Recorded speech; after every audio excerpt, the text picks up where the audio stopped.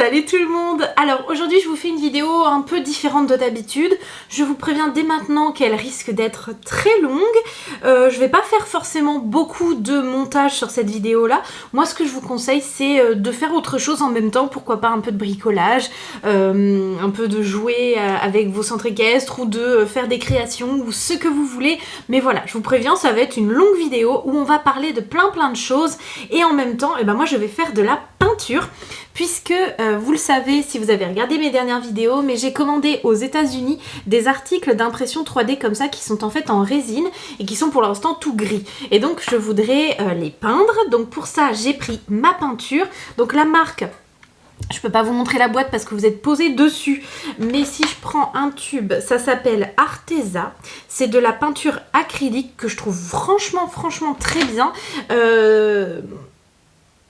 Il y a vraiment toutes les couleurs, c'est ça qui est chouette. Et ensuite, je vais utiliser pas mal de pinceaux, notamment des tout petits. Et vous pouvez les retrouver en vente sur mon site internet si jamais vous êtes intéressé. Je pense notamment pour faire des tout petits détails, ça peut être pas mal. Je pense que je vais vous changer de place parce que sinon vous verrez jamais ce que je vais faire. Bon, alors j'ai essayé 5000 trucs. Soit vous voyez ma tête, soit vous voyez mes mains. Voilà, j'arrive pas à faire autrement. Donc je préfère que vous voyez ce que je fais plutôt que ma tête. Et tout de suite, on va commencer. Donc, je me suis préparé un petit verre d'eau, mes pinceaux, ma peinture. Et je pense que je vais commencer par le balai, sachant que je pense que je ne vais pas tout pouvoir peindre d'un coup, tout simplement parce qu'il y a différentes parties et que si je peins tout, je pourrais plus tenir...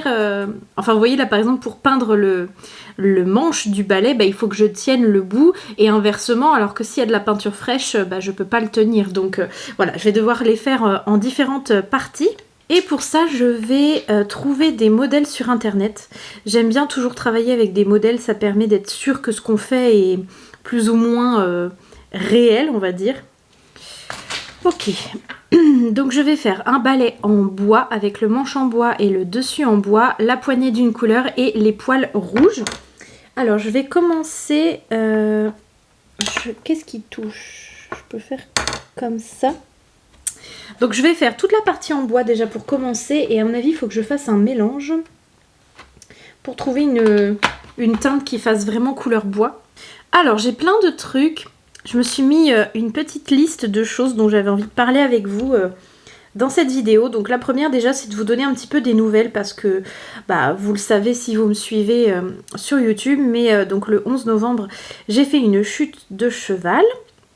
C'est pour ça que vous ne voyez plus de vidéos de mes cours d'équitation, tout simplement parce que du coup j'ai la jambe cassée et je peux pas monter à cheval. D'ailleurs demain j'ai rendez-vous avec le chirurgien qui m'a opéré pour voir où ça en est parce que c'est un petit peu long en fait, ça met plus de temps que prévu à se réparer, donc on contrôle encore au niveau radio que ça se consolide correctement, on va dire.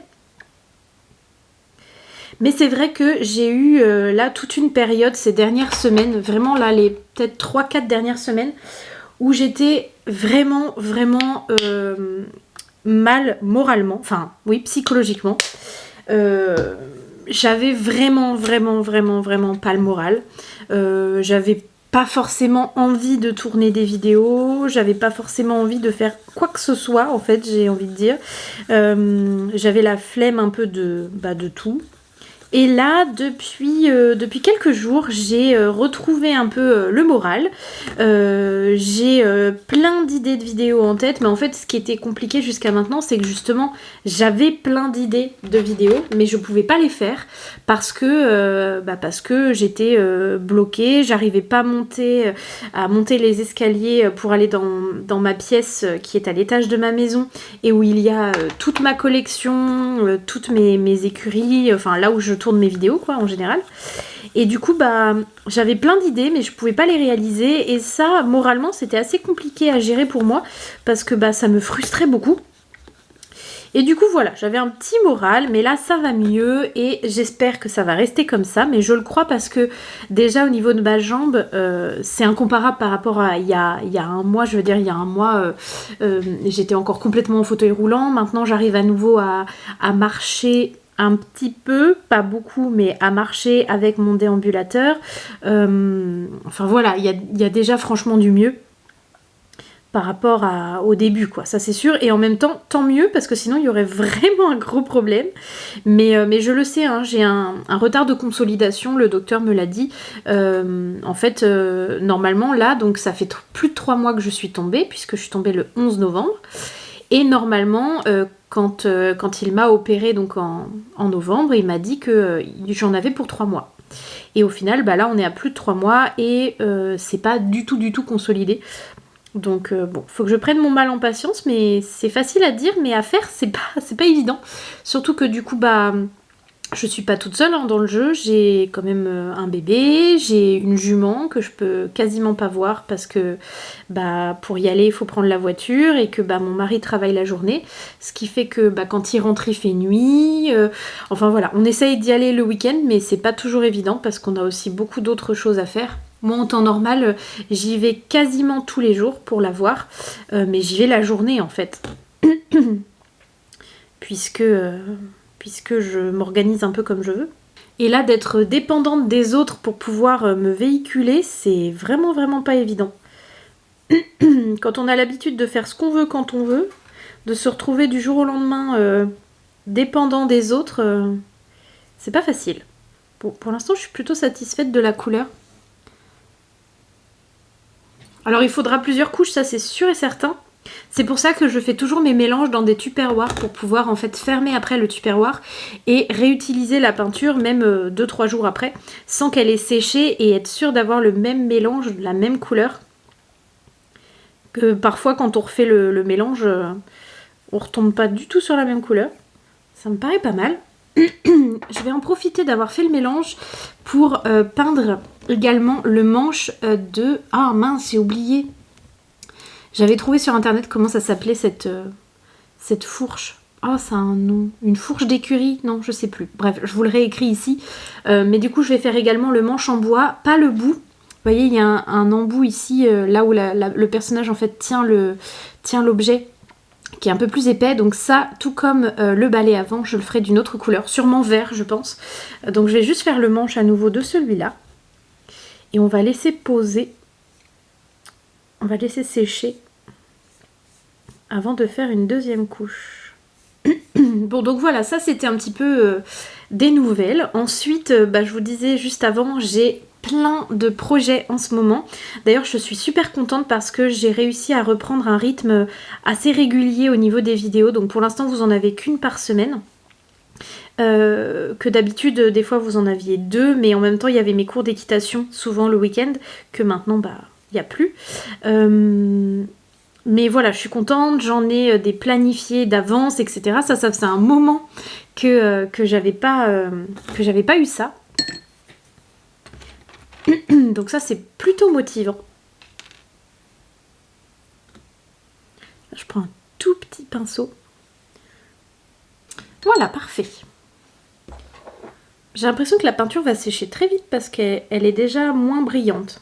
Donc je laisse poser ça juste là sur le côté. Je ferai une deuxième couche tout à l'heure. On va passer aux petits produits. Donc j'en ai 2. J'en ai un avec un petit push-push sur le dessus et un où c'est juste un petit bidon comme ça. Donc je pense que je vais faire le petit push-push là blanc. Donc déjà je vais le peindre. Oula, attention Manon. Je vais le peindre tout en blanc et comme il y aura plusieurs couches, pour l'instant c'est la seule chose que je vais pouvoir faire. Je vais me prendre un petit carton, voilà, pour les peintures qui ne sont pas des mélanges.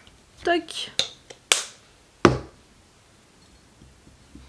J'ai aussi pris du sopalin pour pouvoir essuyer mes pinceaux entre chaque couleur.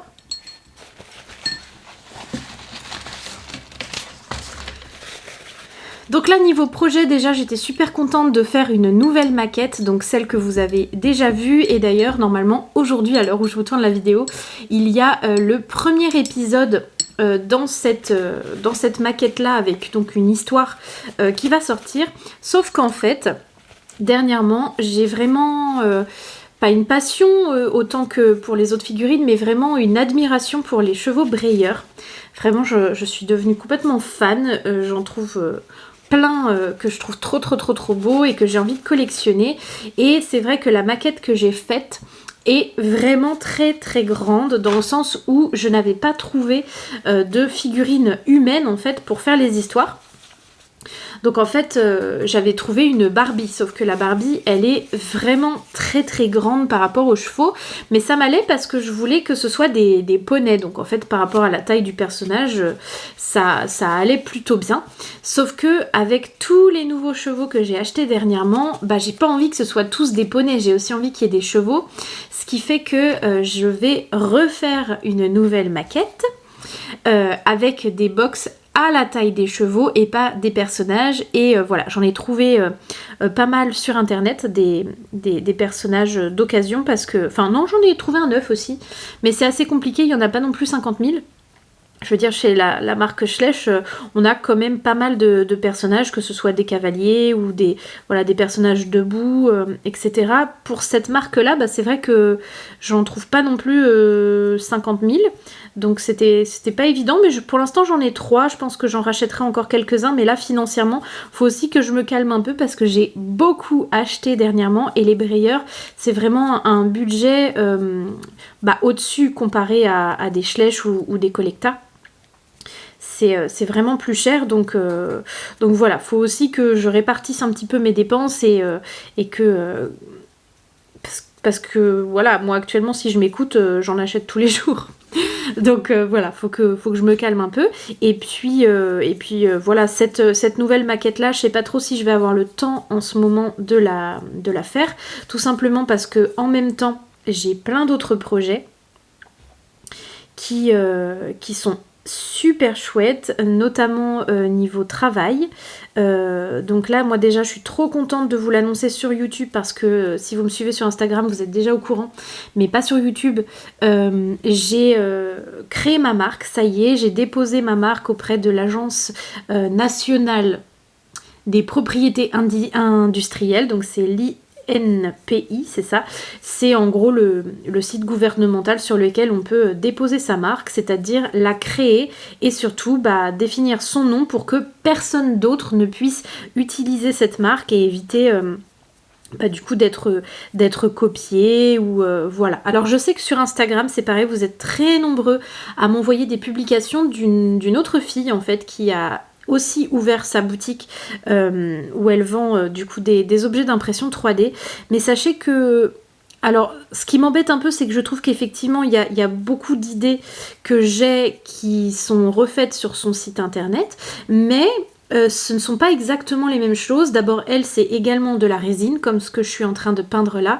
C'est pas du plastique comme ce que moi j'utilise. Et voilà, on fait pas exactement la même chose. Et puis, je pense qu'il faut vraiment de tout pour faire un monde. Donc après tout, c'est pas grave, tant mieux pour elle. J'espère qu'elle aura elle aussi un site qui fonctionne bien, qui lui permette de réaliser ses objectifs, etc. Mais voilà, ne vous inquiétez pas, je suis au courant, et voilà, je regarde plus ou moins de loin, parce que je lui ai même déjà passé une commande pour moi-même d'ailleurs, parce que je trouve qu'elle fait des super trucs, vous voyez, donc pour le coup, je suis vraiment très ouverte par rapport à ça. Voilà, je trouve qu'il y a beaucoup d'articles qui se ressemblent entre ma boutique et la sienne. Évidemment, comme ma boutique a ouvert avant la sienne, on a toujours l'impression que c'est du copier-coller, mais pas forcément, parce que c'est pas les mêmes formes, c'est pas la même matière, c'est pas les mêmes prix, c'est pas les mêmes couleurs, enfin voilà. Donc voilà, moi j'ai quand même décidé du coup de créer ma marque par rapport à ça, parce que j'ai pas non plus envie qu'il y ait 50 personnes qui se mettent à faire la même chose que moi et à copier mes articles, parce que là pour le coup ça m'embêterait, parce que c'est pareil, depuis plusieurs mois maintenant, depuis presque un an, parce que j'ai ouvert ma boutique le 8 mars, donc depuis presque un an, c'est mon travail, ça y est, je vis de ça complètement.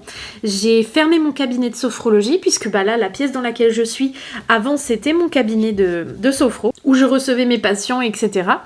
Et ça, j'ai complètement arrêté pour être à 100% auto-entrepreneur dans les réseaux sociaux, donc influenceuse sur les réseaux sociaux, et avec ma boutique en ligne.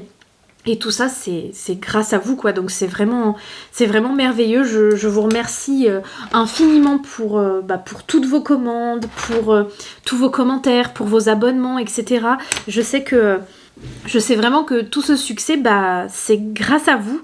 Donc voilà, juste merci. Et merci de continuer à me soutenir sur mon site internet et sur ma boutique en ligne. Parce qu'aujourd'hui, grâce à vous, je vis un rêve éveillé. Je vis de ma passion. C'est mon travail et c'est juste extraordinaire, quoi. Du coup, comme j'ai déposé ma marque, j'ai également créé mon logo. Mon logo, ça faisait des années que je l'avais en tête, je savais exactement comment je voulais qu'il soit. En fait, j'avais vraiment une idée de design par rapport aux lettres de mon prénom.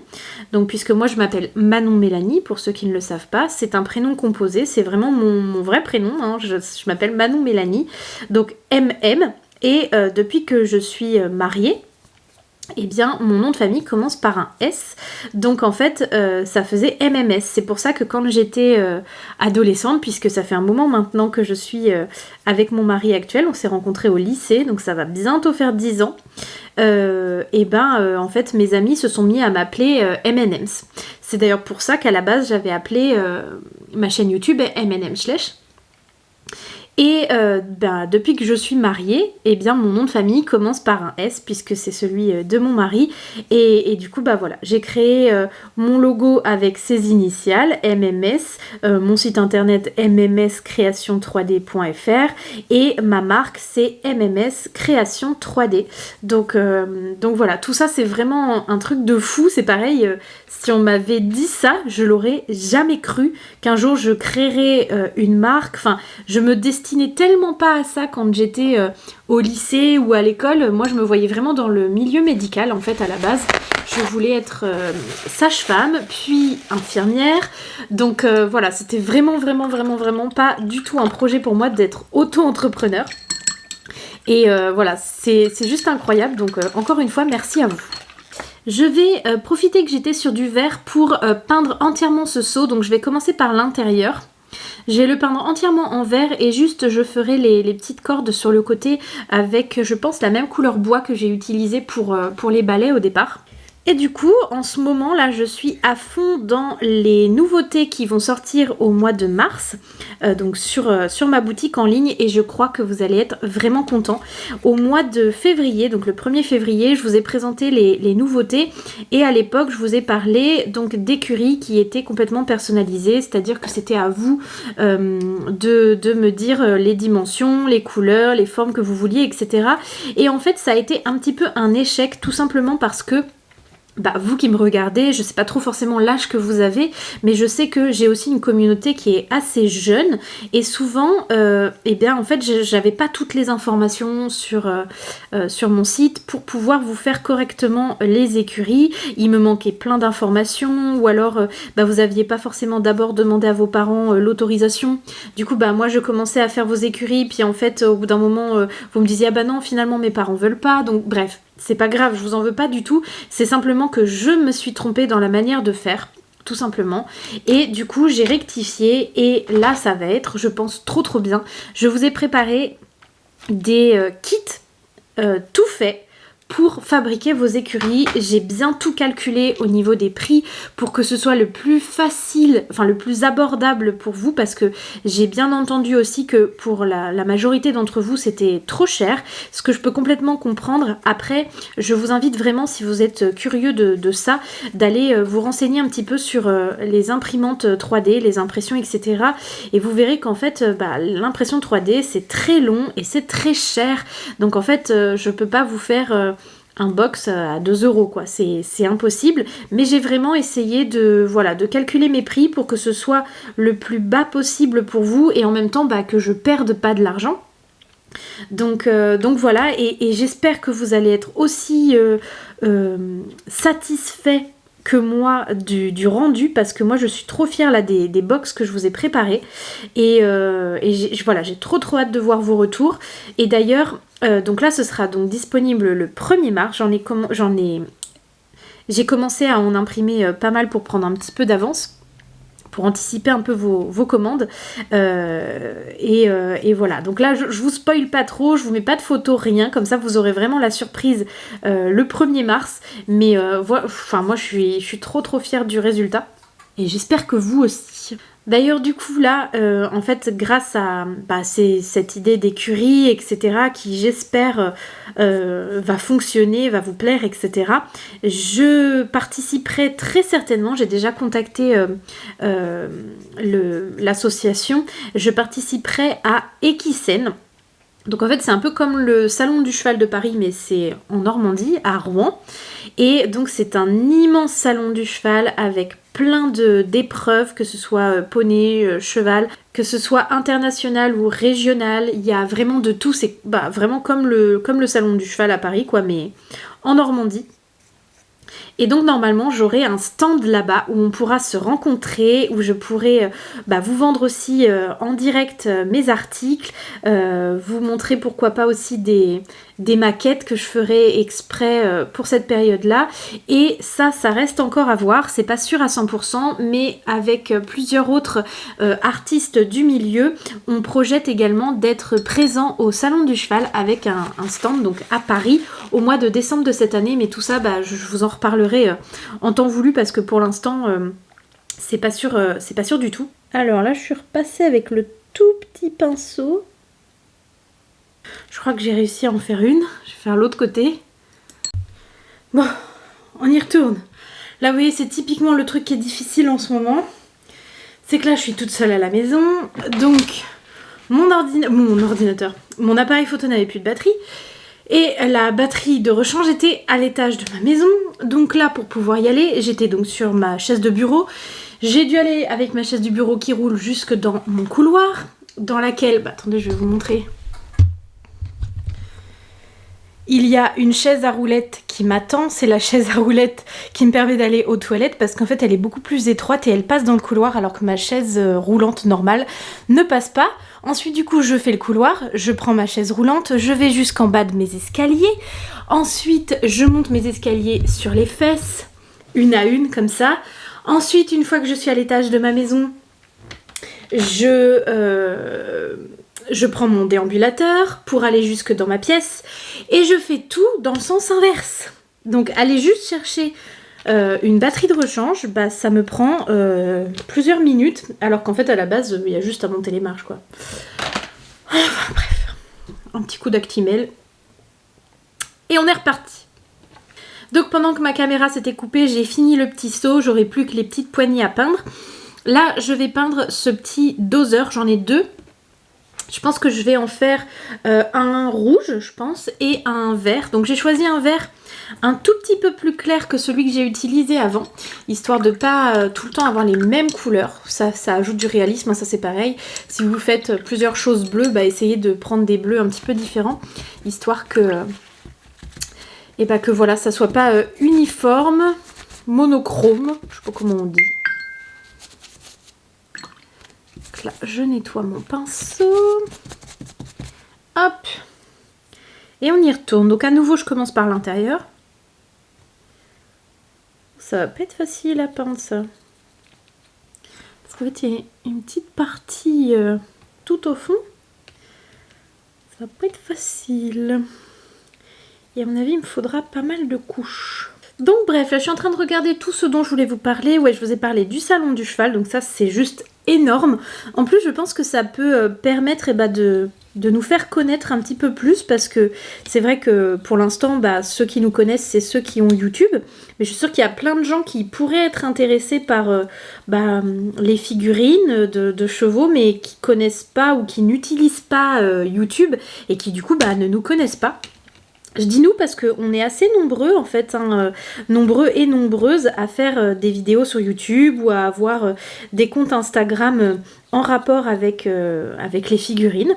Donc voilà, ça peut être l'occasion. On aurait un stand à plusieurs en fait, histoire que ce soit moins cher, parce que pour vous donner une idée, c'est plusieurs milliers d'euros pour les 3 jours de louer le stand en fait. Donc voilà, ça représente un sacré budget.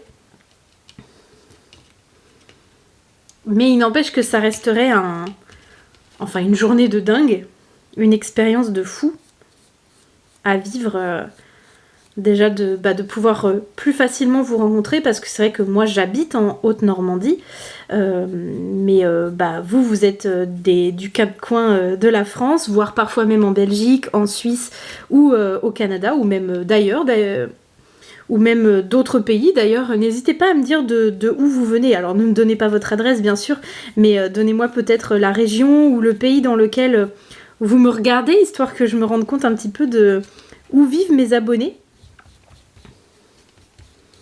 Mais là au moins le salon du cheval, ça permet de se rencontrer dans un événement où qui parle d'une passion qu'on a tous plus ou moins en commun, hein, qui est le cheval.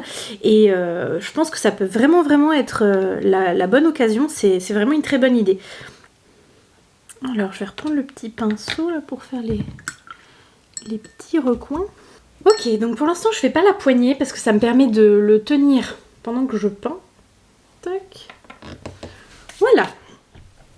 On va continuer du coup avec le deuxième doseur. Donc là pareil, je vais faire toute la partie doseur que je vais peindre déjà, et je peindrai la poignée après pour pouvoir le tenir tout simplement. Donc là j'avais dit en rouge. Je vais faire un rouge un peu pétant. Alors après je voulais également vous parler d'équitation, parce que très souvent sous mes vidéos vous me demandez si je compte reprendre le cheval une fois que je serai guérie. Et vous le saurez après que j'ai changé l'eau de mon verre.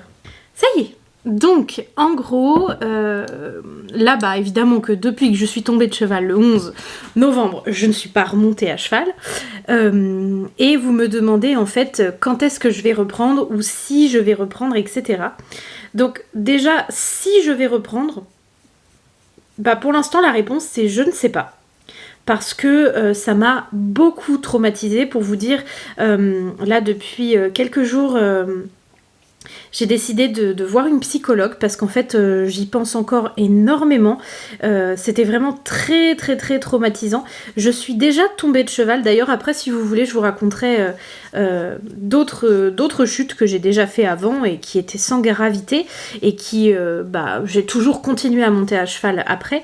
Mais celle-ci, elle était traumatisante parce que maintenant je suis maman. Et je suis mariée, je suis pas toute seule, je suis pas juste la fille de mes parents, parce qu'à l'époque, je me disais, mes parents sont là pour gérer, etc. Si je tombe, c'est pas si grave, enfin voilà, bref. Là aujourd'hui, je suis maman.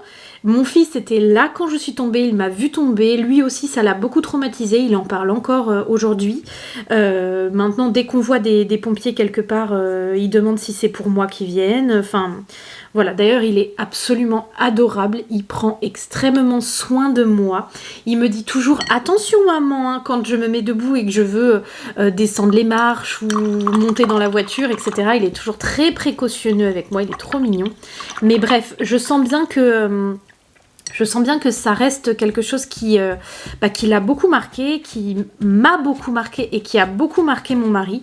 Donc en fait, même si j'avais le feu vert des médecins, je crois que je ne reprendrai pas tout de suite l'équitation. J'ai besoin d'une pause, d'une vraie pause. Je n'arrête pas le cheval dans le sens où j'adore toujours les chevaux, j'ai pas peur des chevaux, j'adore m'occuper d'eux, j'adore les regarder. Mais par exemple, maintenant, j'ai du mal à regarder les gens faire du saut d'obstacle en vidéo, parce que j'ai toujours peur de voir une chute. Je peux plus du tout regarder les gens tomber. Ça me passe dans tout le corps, ça me fait des frissons d'imaginer la douleur, d'imaginer s'ils ont une blessure, enfin voilà, donc c'est que ça m'a quand même pas mal traumatisée. Donc ça, voilà, déjà moi, rien que parce que j'ai une jument, je peux pas arrêter l'équitation, je ne peux pas arrêter le cheval. Par contre, monter à cheval, déjà pendant 18 mois j'ai pas le droit, parce qu'en fait ils ont été obligés de m'opérer parce que mon fémur était cassé de travers et en 3 morceaux. Donc en fait il a fallu le réparer à l'aide de clous et de vis. Ce qui fait que tant que j'ai les clous et les vis dans la jambe, de toute façon, déjà, j'ai pas le droit de monter à cheval parce que c'est très dangereux. C'est pareil, il faut que je fasse très attention en voiture. Je ne peux pas avoir d'accident de voiture, etc. Ça pourrait être très grave. Parce que le clou qui est dans ma jambe en fait pourrait perforer ma jambe, faire vraiment des blessures extrêmement graves. Donc déjà pendant 18 mois je n'ai pas le droit, le temps qu'ils me réopèrent pour enlever le clou qu'ils ont mis dans ma jambe. Et seulement après, je pourrai voir si je reprends ou pas, sachant que pour l'instant, je suis très contente d'avoir ce délai-là, parce que je suis pas du tout pressée de remonter à cheval. Ça m'a un petit peu refroidi. Je dis pas que je ferai plus jamais de balade de ma vie, que je reprendrai plus jamais de cours, mais de là à refaire du saut d'obstacle, par exemple, non, c'est pas... C'est vraiment pas prévu au programme. Donc ensuite, si je vous parle un petit peu justement des chutes que j'ai déjà eues dans ma vie, parce que je suis déjà tombée... Alors, pas beaucoup de fois, je trouve. Il y a vraiment des gens qui tombent très souvent, qui se font jamais mal, et ils racontent les chutes. Limite, ça les fait rigoler. Moi, je crois que les chutes de toute ma vie, je peux les compter sur les doigts de la main, sachant que je fais du cheval depuis 20 ans. Donc, je trouve pas ça excessif comme nombre de chutes quand même. Oui, donc là en fait je vous ai pas dit, mais j'ai peint une petite étrille comme ça en rouge, et là je vais peindre une étrille, un bouchon et un cure-pied dans les tons turquoise. J'ai envie de faire un set qui sera à l'une des cavalières, dans ces couleurs là. Donc déjà moi je pense que le mieux c'est de commencer par vous expliquer un petit peu comment et quand est-ce que j'ai commencé l'équitation. Donc j'ai commencé l'équitation quand j'avais 6 ans, je dirais, et donc aujourd'hui j'en ai 27. Donc j'ai commencé évidemment à poney, mais pas à Shetland. J'ai tout de suite commencé par les doubles poneys, parce que j'ai toujours été très grande en taille, ce qui fait que les Shetland, quand j'ai commencé, étaient déjà un peu trop petits pour moi en fait, tout simplement. Et j'ai commencé dans la région de Dijon, en Côte d'Or, puisque c'est là que j'habitais à l'époque, donc dans un petit centre équestre. Et d'ailleurs, vous avez de nombreux chevaux ou poneys de mon centre équestre Schleich actuel qui portent des prénoms de poneys de cette époque-là. Par exemple, il y avait Hirondelle, Merveille, il y avait Épidore, Allumette. Tout ça, c'est des noms de chevaux que j'ai actuellement. Il y avait également Nomade. Et donc, c'est vraiment là-bas que j'ai appris à monter à poney. Et donc à l'époque c'était évidemment mes parents qui m'emmenaient en cours, mais ma mère avait très très peur, donc elle ne restait pas toujours me regarder quand je faisais mes cours. Et je me souviens d'une fois où elle est venue me voir, et c'est une fois où je suis tombée alors que je ne tombais jamais, mais ce jour-là, on faisait des jeux, et on faisait notamment, vous savez, épervier sortez, donc tous les chevaux sont d'un côté, et en gros, ceux du milieu qui sont les chats en fait, en gros, et qui doivent nous attraper, disent 1, 2, 3 épervier sortez, et à ce moment-là, hop, on passe tous soit au trot, soit au galop, soit au pas pour les moins rapides, de l'autre côté, et il faut pas se faire toucher en gros. Et moi, la ponette que je montais, qui s'appelait Merveille, était décidément très très très contente de jouer à ce jeu, et j'avais du mal à la gérer, c'est-à-dire que j'avais même pas besoin en fait de serrer mes jambes ou de mettre un coup de talon ou de me fâcher en gros comme sur certains poneys pour qu'elle avance et qu'on soit pas touché. C'était vraiment elle qui m'emmenait, et puis c'est elle qui me promenait quoi. Disons que c'est pas moi qui étais à l'initiative de nos départs. Je devais avoir 6 ou 7 ans hein. Et puis donc elle se met à partir au galop pour aller de l'autre côté. On avait déjà fait le jeu 2-3 fois, donc elle savait exactement ce qu'il fallait faire. Sauf que, il y a un des éperviers qui était au milieu qui s'est mis en travers de ma route pour essayer de m'attraper. Et donc, comme je gérais déjà pas grand chose au niveau de la vitesse, je n'ai pas du tout géré non plus la direction, et en fait elle est partie tout droit vers le côté du manège, puisqu'on était en intérieur à ce moment-là. Et en fait, pour ne pas foncer dans le manège, elle a pilé vraiment juste devant le bord du manège en baissant la tête, et du coup je suis passée par-dessus et je me suis retrouvée en fait le dos collé à la paroi du manège, et les 4 fers en l'air, avec ma maman qui était dans les gradins, qui avait qu'une seule peur, c'est que je tombe, et évidemment il a fallu que je tombe ce jour-là, ce jour où elle avait décidé de venir me voir, sinon c'était pas drôle. Mais voilà, je me souviens que j'ai eu plus peur que mal, parce qu'au final c'était la première fois que je tombais, de mémoire, ouais, c'est la première fois que je tombais de cheval ou de poney, donc c'est toujours un petit peu marquant, enfin je veux dire on se souvient souvent de sa première chute. Bon là c'était un poney donc c'était pas très haut, mais j'étais pas très grande, donc ça m'a paru quand même une belle chute sur le moment, et ce qui était impressionnant c'est que du coup je me suis retrouvée la tête en bas, la tête vers le bas en fait. Voilà, d'ailleurs en fait je me rends compte que la plupart de mes chutes sont exactement du même genre, c'est-à-dire que je passe toujours par-dessus l'encolure, c'est jamais vers l'arrière ni sur le côté, c'est toujours par-dessus. Là j'ai une autre chute qui me vient en tête, mais d'ailleurs je suis en train de me dire que je ne suis jamais tombée d'Herbeline. Elle ne m'a jamais fait tomber, Herbeline. C'est toujours des chevaux de club qui m'ont fait tomber. Et donc ensuite on a déménagé en Haute-Normandie et j'ai repris du coup les cours de double poney au départ, et ensuite je suis passée à cheval dans un club qui est donc en Haute-Normandie, et donc là une fois à poney, à l'obstacle, un poney qui n'était pas sûr du tout de lui et qui s'est dit une fois devant l'obstacle j'y vais pas. Sauf que la monitrice me criait dès le départ « Vas-y, motive-le, il va s'arrêter ». Donc en fait, une fois qu'il est arrivé devant l'obstacle, il s'appelait Icar, il a pilé. Sauf que moi, j'ai mis un gros coup de talon pour me fâcher, et il y est quand même allé alors qu'il s'était arrêté. Donc en fait, je me suis pris un saut de l'arrêt, directement, du coup je suis passée par-dessus, et il m'a même marché sur le bras. Heureusement en fait mon bras s'est enfoncé dans le sable et ça ne m'a pas du tout blessée. Je me souviens que j'avais juste une griffure en fait la forme de sa patte en fait, de son fer pardon, mais j'étais pas blessée, ça ne m'a pas fait mal. Voilà, ça m'a pas blessée, mais ce petit cheval, enfin ce petit poney en plus c'était mon préféré, il était tout gris, tout gentil, c'était le plus gentil, et voilà, je l'aimais beaucoup, et il a pas fait exprès de me faire tomber, enfin voilà, c'était vraiment un gentil poney.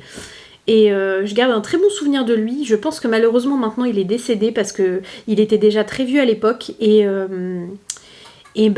ça fait au moins 15 ans que je suis tombée de lui, donc je pense qu'il est plus là maintenant, mais c'est un poney qui m'a beaucoup appris, parce que je le montais quasiment toutes les semaines, et c'était un maître d'école, voilà, il était adorable, il faisait quasiment jamais de refus. Là pour le coup il en a fait un, et au final non, parce que quand je me suis un petit peu fâchée, il y allait quand même, mais voilà, je garde un très très bon souvenir de lui. Ensuite je prends un petit peu de violet pour faire un petit bouchon là. J'ai vraiment pas besoin de grand chose. Ensuite, dans ce même centre équestre, alors là, c'était pas au début que je suis passée à cheval, c'était quelques années après. En fait, j'avais déjà arrêté, j'avais déjà Herbeline, et j'avais voulu reprendre 2-3 cours dans ce centre équestre-là. Et je montais une petite jument qui était très gentille, mais qui s'est laissée griser par la jument en fait qui était devant moi. On faisait une détente libre dans la grande carrière de saut d'obstacle, et à un moment donné la prof nous dit quand vous êtes prêts, vous pouvez les détendre au galop. Et donc moi je suivais, mais pas de très près, hein, j'étais assez loin, parce qu'en fait on allait partout dans la carrière, et puis à un moment donné je me suis juste retrouvée derrière une autre cavalière, et la jument de devant a fait un énorme écart et est partie au plein galop, voilà, vraiment plein gaz, a volé dans tous les sens et tout, et du coup ma jument a voulu faire pareil, et elle a mis un gros coup de cul et elle a baissé l'encolure. Du coup je suis passée par dessus, et à l'époque je m'étais fait un petit peu mal parce que je m'étais déplacé le bassin. Alors c'est passé très vite, j'ai vu le kiné ou l'ostéo, je sais plus, 2-3 fois, et c'était très vite revenu dans l'ordre, mais je m'étais fait un petit peu mal et un petit peu peur, puisque après cette chute, pareil, j'ai mis quelques temps avant de remonter à cheval. Ça m'avait également un petit peu refroidi, on va dire. Et je crois que c'est tout pour les grosses chutes. En tout cas, je pense que je m'en souviendrai s'il y en avait eu d'autres. Donc vous voyez, ça fait vraiment pas beaucoup. Je me souviens juste qu'une fois aussi, je faisais une, comment ça s'appelle, genre une balade au bord de la mer, on va dire, avec enfin j'étais en vacances et puis on avait trouvé dans l'accueil du camping un prospectus pour faire des balades, des baignades avec les chevaux dans la mer. Donc c'était genre un truc trop sympa. Genre on allait vraiment dans la mer et on se baignait avec les chevaux sur leur dos. Et bah, je suis tombée de cheval, enfin je suis tombée de la jument dans l'eau en fait. Il y avait tellement de vagues. Et elle nageait vraiment, c'était une grosse percheronne. C'était une jument de trait qui était trop trop belle, toute gentille, une petite poney, enfin une grosse jument toute grise. Sauf qu'en fait, il y avait tellement de vagues que je suis tombée en arrière, tombée à la renverse. Et je me souviens que j'ai eu beaucoup de mal à remonter parce que justement, en fait, il y avait tellement de vagues que j'arrivais pas à monter sur son dos en fait. Enfin bref, ça c'est un très bon souvenir que j'ai d'ailleurs. Bon bah écoutez, je crois que je vous ai raconté à peu près tout ce que je voulais.